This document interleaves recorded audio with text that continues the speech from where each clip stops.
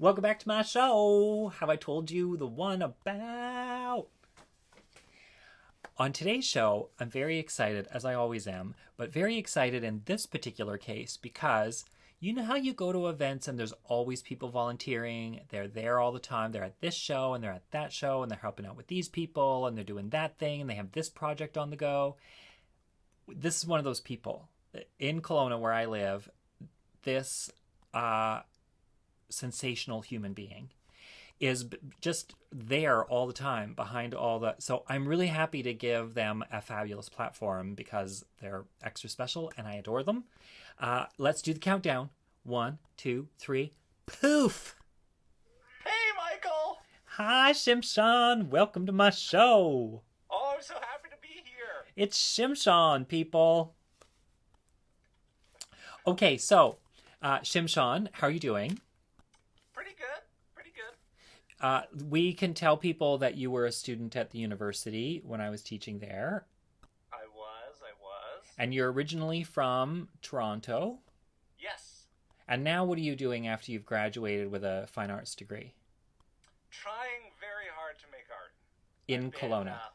In Kelowna, a lot of community-based stuff, a lot of self-advocacy type community activism. Right now I work with Cool Art Society, and we're thankfully still able to work with our wonderful members. For those who don't know, the Cool Art Society, we're an adaptive art studio, although right now we're a virtual studio, where we work really close with adults with developmental disabilities and make art. So people like me, because I'm autistic, people who have much more kind of intense accommodation needs, and people who need even less accommodation needs than I might. We try to work with our whole disability community here to just make art. That's because you're amazing, Shimshon. I really adore you. And yeah, you just do such great stuff in this community. You are a bright light here. You're making me blush, Michael. Well, it's true. I'm a big fan. So I'm really thrilled that you're here. I've got my story portal open. So do you want to send your story to me? Yes. I'm waiting for you to send it. I need a gesture or a word or just poof. Yeah, just like that. Oh, that worked. Whew. I should have brought my magic wand. Well, you know, I like a good poof, but I'm monogamous. I don't think I could handle the magic wand. Literally. Okay, here. Your story is The Kid in the Sinkhole. Just the title is delicious. Have I told you the one about the kid in the sinkhole? Why, no, but I can't wait to hear about it. Oh, so I had so many stories I wanted to tell because I've been watching your show. Huge fan. You just come back. Sorry? You'll just come back. You'll just come do another story another time. Oh, I'd love to. So yeah, I had so many, and I thought, oh, well, this would be great, because I'm thinking about my self-advocacy work. I'm thinking, oh, I should have something heavy about being, non-binary, or I thought, oh, one story I wanted to tell was I was thinking the story of my first orgy and how it really was a tip-off that I'm asexual and should have told me earlier, but it didn't for some reason. And I thought, oh, that'd be good, but then it's kind of heavy and stuff, and I thought, well... First orgy. Man, I got a sinkhole instead of a first orgy, sinkhole. I'm hearing a pattern. It's not the same. Okay, you come back. I want to hear about the first orgy. We're going to have you back for sure. Yeah, in retrospect, I should have figured out I was asexual a lot earlier than that. But anyway, the story I'm telling you is actually way before all that. Okay. When I was 15. So this story takes place at my summer camp that I went to in Toronto. If you know Toronto, you know the Forest Valley area. Toronto's got all these really, really great forest patches kind of hidden throughout the city. Yeah. Amazing. Sorry. Amazing. You wouldn't know that about Toronto, but it's true. Yeah. Every time I tell people about Toronto, they're like, oh, but there's like no nature there. Like, what are you talking about? There are these valleys everywhere. There's all these really, really great lush patches of forest.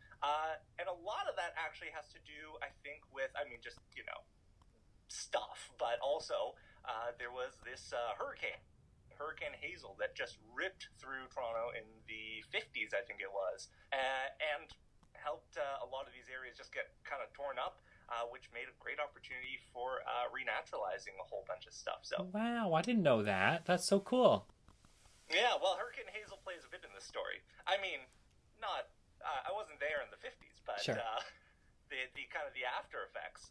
So I was 15, and my dream since forever, my most desired dream job, was being a camp counselor, because I'd gone to camp my whole life as a kid. It's day camps in the forest and stuff in Toronto, and I just really, really wanted to be one of these camp counselors. Really high ambitions there. Okay. So I became a camp counselor my first summer, and we're in Forest Valley, and I'm one of the youngest camp staff there, because I was 15. Normally you start being a camp counselor at 16, but they liked me. So No, I'm no there. surprise there. Oh. See, And you're consistent. You've been like this since you were 15. That's what you're telling me. pretty much. And so, you know, it's this great place to be, and me and this other guy, I'm going to call him Braden, Okay. he is also 15. We're like the youngest there, but we really want to prove ourselves, because we've been going to camp all this time, and we're like, we're finally camp counselors, and we can do stuff. So we start getting in our heads that we're going to like prove ourselves and win like staff of the week within like record time and stuff. We're just going to be the ultimate camp counselors. Okay. So we start planning this ultimate hike, because there's so much forest here. So part of it is this area used to be kind of like a resorty country club kind of area. So you imagine like there were tennis courts and pools and that kind of, and horse stables. And then Hurricane Hazel came and just kind of ripped it right up, just completely torn through. So people flying through the air. Oh my God. There's insane. tumult. Oh. And then, so we decide, you know, so what happened with that is they renaturalized a whole bunch of it. They turned the main area in the front to an outdoor education center and stuff like that. Okay. To get kids connected with nature. Smart. The summer becomes a summer camp. I developed a huge love of nature at that point. And then we have the back area, which is like this kind of more rewilded natural area. And it's kind of, they've let it become this conservation area and just let nature kind of do its work and reclaim. It's beautiful. Great. So some of our best childhood memories are of like the 1 or 2 times a year that a camp counselor would be like, oh, we're going into like the deep woods in the back, and you know, you have to go through past a gate and unlock it, and you have to take a walkie-talkie, and you get exploring, and you get to see these ruins, right? These really magical ruins of, I mean, it's only from the 50s, but it seemed really like castle bits and stuff like that, because it was like old remnants of like swimming pools and tennis courts and stuff just reclaimed by nature. Wow. It looked like, yeah, it looked like, you know, have you seen photos of like Chernobyl, but like today? Right. It looked like that, but without any of the radiation. Oh. Or very little radiation. Well, that's good. That sounds fabulous. Oh, it was just gorgeous. And like still I think about these places, because Right. it's so beautiful. The world without people. Oh, such a dream. Yeah. Well, we might be on that way faster than we think. And that's your Chipper Show. So we're planning this hike, and during pre-camp is this like 2-week period before 2 months of summer, where the staff get paid to basically just go to camp and be kids again, and also like learn everything. So everything's highly scheduled and stuff. So throughout all pre-camp, me and Braden are just like scheduling out, planning out this ultimate hike. We get to look at some of the old maps that were hand drawn from like the 70s of some of these paths and stuff. Cool. And we're like, we call this the super hike, because this is going to be the ultimate, the hike to end all hikes. It's going to be a really big deal. And when so pre-camp means the kids aren't there yet. It's just you and the other camp people having adventures in preparation. Yeah, Yeah. they pay us for like 2 weeks. They would pay us for like 2 weeks of just training, Of basically. training and prep and okay, good. Yeah. So the thing about pre-camp is every moment is like really, really scheduled. So you get like, I don't know, maybe like half an hour here or there for lunch to like explore and do stuff. But most of the time is like pretty strict about what you can do on the site. Okay. So we could plan this, and we had been on this hiking path before, but we never got to like run through it. But we're like, whatever, we're pros. We've been through there when we were like 11 and 12 and earlier, and we know kind of what's going on. So we're not worried about the fact that we haven't checked it out because it's a very familiar path to both of us. Right. So it finally gets to it. We're, getting ready. This is our first session as camp counselors. We're kind of freaking out.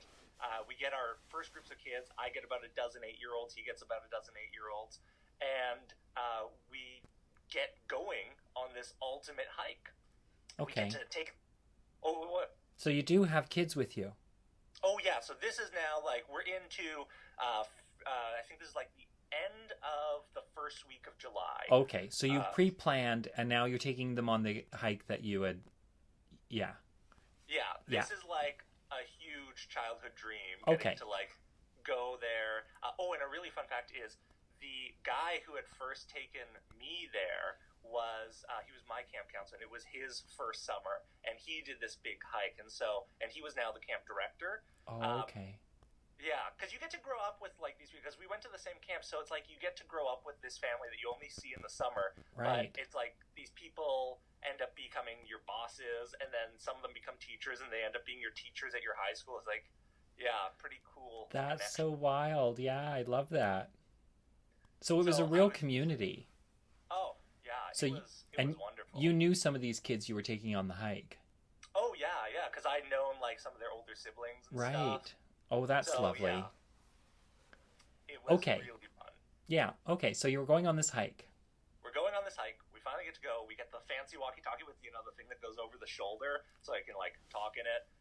This is early 2000s, so, like, there's, first of all, there was, like, a no technology at camp rule, which is important to know. Most of us didn't have cell phones. Like, we didn't have cell phones, and the only ones who were allowed to bring a cell phone into camp, even if you were staff, were, like, the senior staff who were, like, actual adults. Right. And it was, like, a BlackBerry, because those were a thing. Right. But that's it. There was... That's all you had. So we just took the walkie-talkie and we just went off. We go into the hike and we're just like marveling at the beauty of it because we're across the bridge and it's just beautiful, and it's it's a hot summer day because it's Toronto and it's smoggy, but still you're in the forest, so it's fresher air and it's just gorgeous. And we're thinking, wow, this is going to be like the memories that define these kids like it was for us, and it's just going to be this great aha moment for them sometime in the future. Lovely. So we're thinking that. It doesn't take long, maybe like, 20 minutes in, for everyone to start complaining and crying because there are massive mosquitoes. Oh, no. And not like in Toronto, most of the time you don't get huge mosquitoes because there's like smog and stuff. Yeah. But you go into the forest and there are tons of mosquitoes. But in camp, it's pretty tame because everyone's got bug spray and stuff. But we're going into this area that like barely anyone goes in every year. Huge mosquitoes, huge black flies, everything just like going nuts on these kids. And we have a ton of bug spray on. We keep spraying it. But like DEET only just confuses them. So if you have so many of these massive monster mosquitoes, they're just going to keep coming out and sucking your blood. So it's already awful. But we're like, we're determined to make memories. We're going to convince these kids that they love getting their blood sucked by mosquitoes. Damn it, yes. So we were fixated. We're like, they're gonna, when they see the red tennis courts and like the overturned remnants of the pools and the horse stables and stuff, they're going to love it and they're gonna forget all about the mosquitoes. It's gonna be fine. So we're just like, march, keep going. And we keep getting them to go further and further and further into the woods. And we're following the maps, we're looking because we have these photocopies that we laminated and took with us of the maps that were hand-drawn back in the 70s. You're responsible young adults. Yeah, and we've been like we practically grew up in these woods. So we're like, we've been here every summer. We know what to do. We know how to read a map. And we, like, definitely know how to, get ourselves out of a tight situation. It's going to be fine. 24 kids is, like, barely anything. We can handle it. Easy. So we're going and going and going. The kids are screaming and crying, but we're like, you know what? You'll live. You'll be fine. It's just blood. You can, do with a little less of it. And we've planned this for 2 hours. So, because you have to get your schedule approved. And so that's why we did all the research, is because we were like, we have to prove that we're allowed to take these kids out for 2 hours. And because a lot of the senior staff knew us, they were like, oh yeah, these two, they can handle themselves in the woods. It's going to be fine. So we keep going and going and going, deeper and deeper into the woods, until finally, like, the crying and screaming just gets, like, so much. We just have to take a break, and we're going, okay, fine, we'll regroup and stuff. And then we realize that the place on the map that's supposed to turn and, like, be kind of your halfway point, because that's where you turn, you're supposed to head the other side and go the other half of the loop, right? It's not there.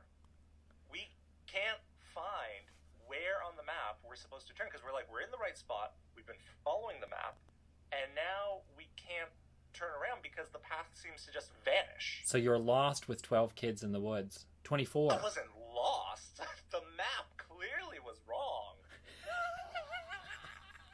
Oh, yes, of course. That goddamn map. Somebody should have warned you about that map. And, it's like, it really wasn't our fault. So we're looking at this and we're going, map, it's gotta be wrong. We're kind of retracing our steps, but you can't show fear in front of 24 8-year-olds. Right. Because, they're gonna tear you to shreds. Right. And they're bloody and it's a mess. It's gross. Oh, and we actually were bloody because, like, when mosquitoes start sucking your blood, especially the big ones, they don't stop. And so you have enough time to just smack them. And then these kids had these giant welts of, like, blood splats all over them. Looked like a bad war movie or something. But we weren't lost. We knew where we were going. Of course. You're right. No, of course not. See, the thing is, this, the hurricane back in the 50s and stuff, what happened there is a lot of the valley kind of areas in Toronto were most badly hit because they just kind of collected all this stuff and water and things like that. But Braden and I hadn't actually been on one of these big hikes in the deep woods for about 2 years. Right. Because what had happened is the year before we were CITs, was counselors in training. Okay. And so normally if there's a long chunk on your schedule, you end up having to leave your group and go do what they call theory, which is just like a classroom thing and justifies, why your parents are paying to get you trained for a job kind of thing. Okay. And so you go and you do theory and you learn stuff, and then you come back. So we didn't get to go on any of the big long hikes. And the year before that, there was, like, a lot of rain in Toronto. Like, a lot of rain. So it had been about 2 years, and on rainy days, you have, like, indoor activities and stuff to do. Right. So we didn't go that year either. But we're thinking, it's fine. We know where we are. But because of all this rain, it had kind of, like, sunk in some stuff in the valley, and so things had started to just regrow around there. Right. So the map didn't line up. But we didn't know this because we didn't think about that. Right. So the map isn't lining up anymore. We're freaking out. And then we're like, okay, we can't show fear. And the number one thing you're supposed to do, of course, when you get lost, that we're all taught when we're kids, is don't go anywhere, right? Stay put. Yeah. But you have, like, we had 24 8-year-olds who were crying and screaming. We managed to get one of our CITs to be allowed to come with us, and she was not having it. She was actually a little bit older than us, because, we were 15, so she was, like, a couple months older than us, and she was just not having it. I'm very unimpressed. And, like, all of this building up was a bit much, so I was like, you know what? I've got a great sense of direction. I'm just going to march us all back, and, I figured at that point, I was like, well, things have probably just flooded in or whatever. We can just power through. I'm going to get everyone to run back. Never a good idea. Oh. Okay. So I start marshaling everyone. Like, we're going to run just like, it's going to be a jog, run, and jump, but we're just going to power back. I know the general direction camp is back in, and it's going to be fine if we just do it, right? Then, hang on half a sec. I just have to text my husband and tell him to take off his goddamn clogs. He's walking around in wooden clogs above my head. He knows we're doing this show. oh my goodness. Shoes, right? Okay. It's silent now, so he's gotten my stern text that says, shoes. Okay, I'm sorry to interrupt. I can hear it over here. Well, my microphone's sensitive. We'll see. So we're about to start getting them to run, and I think it's like Brayden or the CIT. Someone has this great idea of, we should probably call camp and have them look for us. And I'm going, well, we don't need that. I know what I'm doing. Oh, Jesus. But they win that one out, and I was like, fine. You know what? I can sacrifice a little dignity here for the sake of maybe getting rescued. I don't know. That's good of you, Shimshon. It's good of you to save face and children at the same time. Or lose face. Lose face and save children. It was a calculated risk. Your ego or the lives of 27 other people. Well, yeah, and I was just really upset that I wasn't going to win Staff of the Week in, record time. But, Oh, fuck. Okay. Well, there is that. That's true. If there's a little piece of competitiveness in it, I totally get it. So we give it up, yeah. And I radio in on the fancy walkie-talkie, and we hear nothing but static. Oh, no. And then we realize that we're probably too far for the walkie-talkies to reach. Oh, no. So that means we're much further off course than we thought we were. Yes. So we try and try. The most we get is some faint chatter and then some really angry voice saying, "Get off this channel," and stuff like that. And that's it. That's all we get. So we're like, okay. And that's why I thought it's a good idea just to run, because we're really far behind, and if we're overdue, they'll put the camp into what they call emergency procedure, which starts off with because it's a large forest, so they have emergency procedure for if you lose. Oh, shit! Hang on. La la la la la la la la la la la. I don't know why it's frozen. They would. Oh, hang on, Shimshon. I just lost you for a very brief instant. It's the electronic gods of the forest saying, "Save these children." So you decided you were going to run, and you were worried about the forest procedures kicking into place, emergency procedures. Yeah. And so I think, okay, we got to run because we got to get back because they don't know we're out here, and I'm going to lose my dream job otherwise. Right. If they have to call in search and rescue for 24 children. So that's why I start saying, let's run, let's, get going. And then this one kid just says, I can't. And I said, come on, you got to do it. We all got to do our part for the team. I start trying to give some, emotional pep talk. I'm, really channeling my inner Braveheart here. And this kid is just like, I can't. I'm like, my goodness, what's wrong with you? Do you need to be, carried? And then he says, I'm stuck. And so I look at him, and his foot is, in this big pile of mud. But I'm like, we're all in a ton of mud here. But it's, really in there. And so I try to, yank him out, right? Just to be like, okay, I'll carry you. But he won't budge. And then he starts squirming, and he starts moving in faster. So I have to be like, stop squirming, because I think that's quicksand or a sinkhole or something. And he just starts losing it. So this 8-year-old is freaking out because he thinks he's going to die. He's like, oh my goodness, this is the worst. I'm getting pulled into a sinkhole or quicksand. He doesn't know what that is. And he's just freaking out that this is the end for him.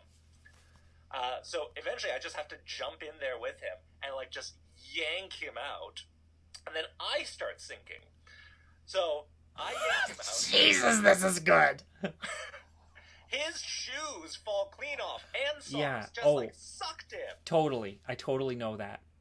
And so I'm stuck now, and I have to pass him off so that he doesn't keep sinking as I'm trying to get out. But I have to make it look like I'm not actually sinking because I'm going, well, I'm at the head of the pack here, and these kids are going to lose total faith in me if they see me sinking. So I'm like, okay, I just gotta get it. So I tell the CIT, just get them to run and just take them on, and I'll get there.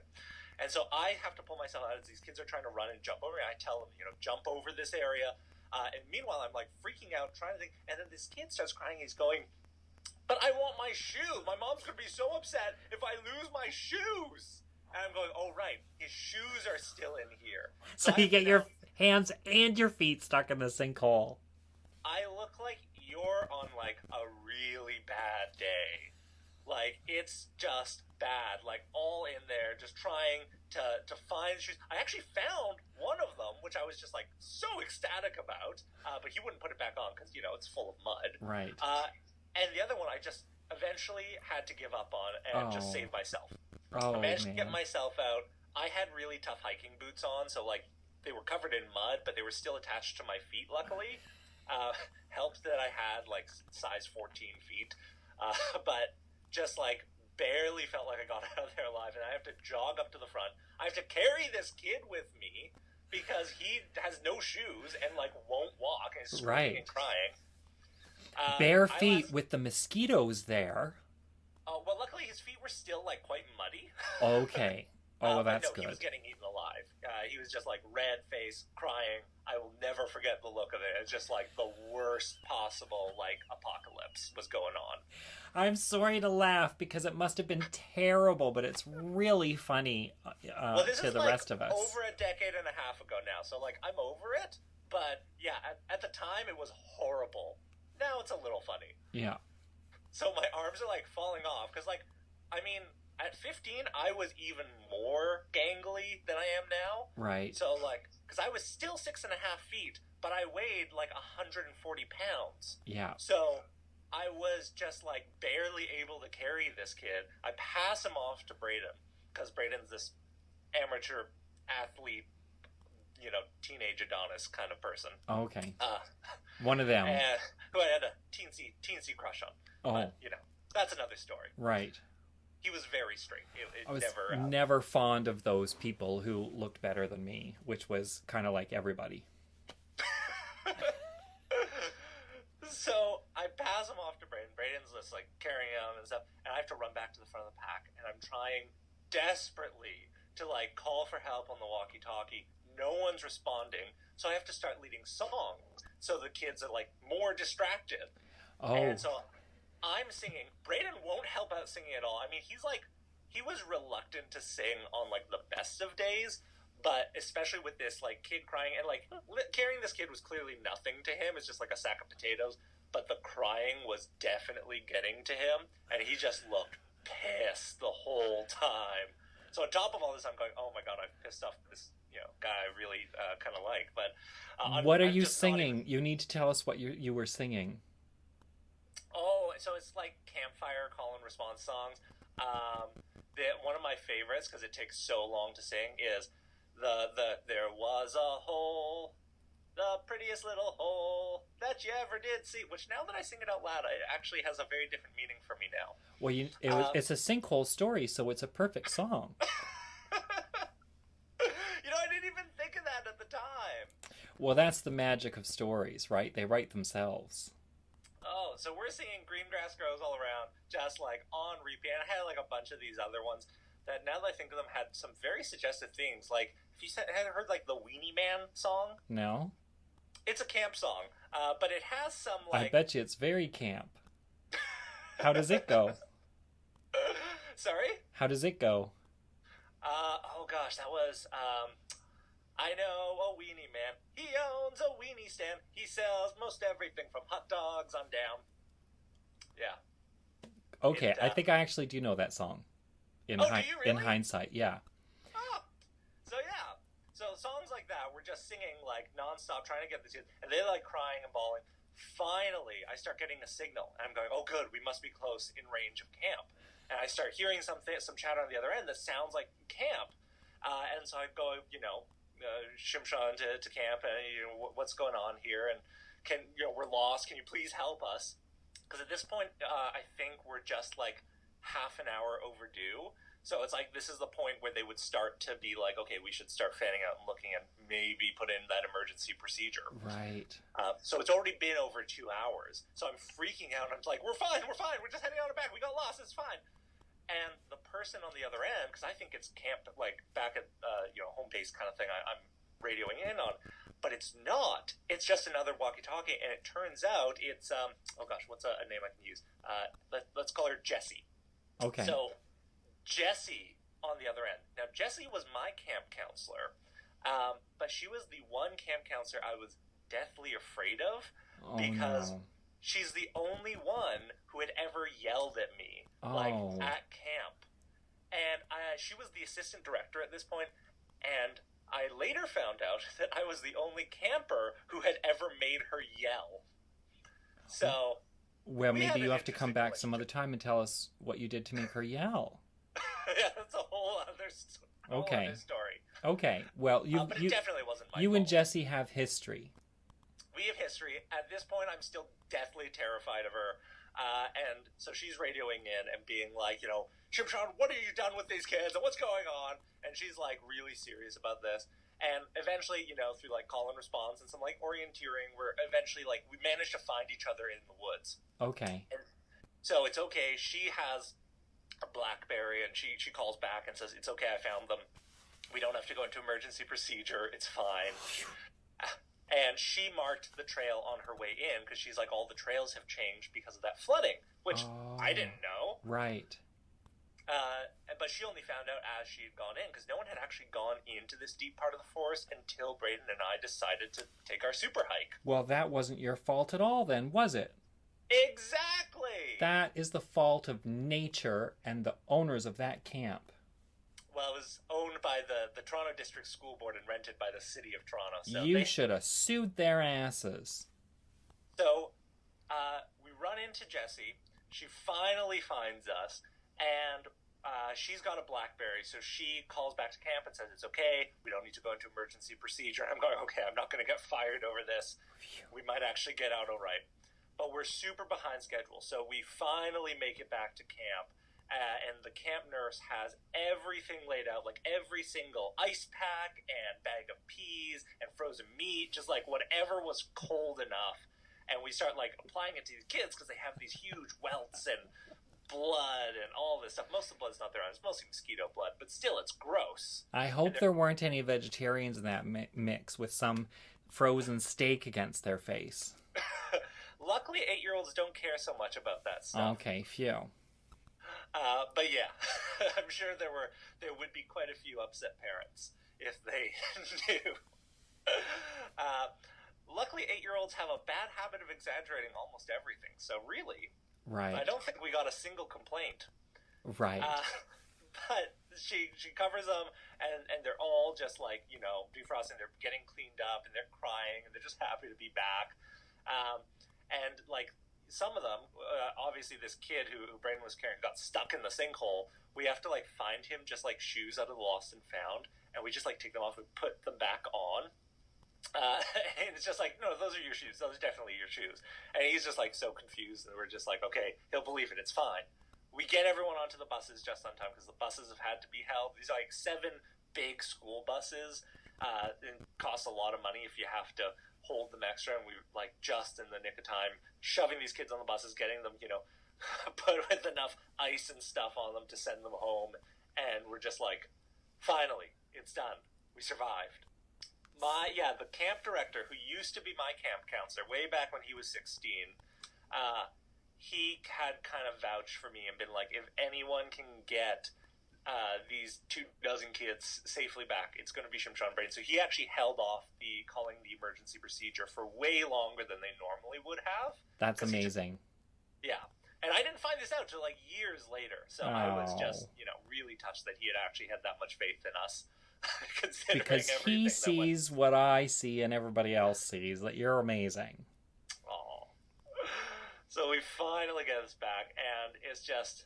Yeah, we didn't win Staff of the Week. In fact, it took each of us another 2 years before either of us were even nominated for Staff of the Week. Oh. We weren't allowed to take kids on any other hikes after that.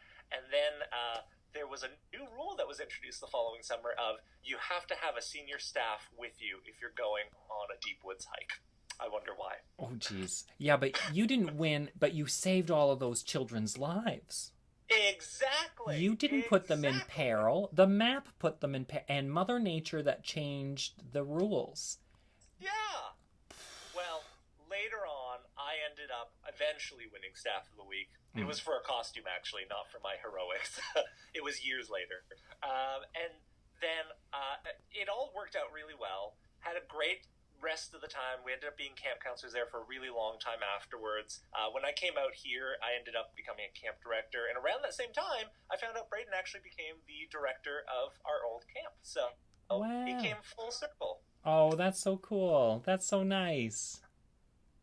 Yeah. So that was the time that I almost lost the kid in the sinkhole. The kid in the sinkhole, mofos. That was a really amazing story. I love that. I was on tenterhooks when that kid was stuck. I thought he's going to be up to here and not able to breathe from the pressure. Anyways. Oh, it was close. And actually, so we didn't get a complaint about the actual incident because everyone just kind of assumed their kids were like talking about this epic hike and they're like, they've never really been on a hike, it's fine. Right. They probably went around the camp and... One complaint we did get, though, was from the kid's mom who said, you sent my kid home with the wrong shoes. And the senior staff who took the call just kind of played it off as, oh, well, he must have taken the wrong kid's shoes, and he did it. And they didn't talk at all about how he actually lost his shoes or why his socks were missing. Oh, my God, that's hysterical. I love that. That's so great. Well, shit, that froze. Well, from me to you, thanks for coming to my show, Have I Told You the One About? That was The Kid in the Sinkhole. I'm sorry we lost Shimshon at the very end. Oh, it's a complicated world. You can like my page. You can subscribe to my channel, which is soon to improve. Click the notification bell. It'll tell you whenever we're live. You can send me emails at michaelvsmith.com. And... yeah, you're amazing. I love you. Oh, look. Oh, no, it's... Never mind. I love you. Is he there? Oh! There's Shimshon, and don't hate me for all of that. Oh, God, I don't even have a clue what to do. We're just going to have to say goodbye. You know what? Sometimes you just got to roll with the punches. See you all again tomorrow for a very exciting day.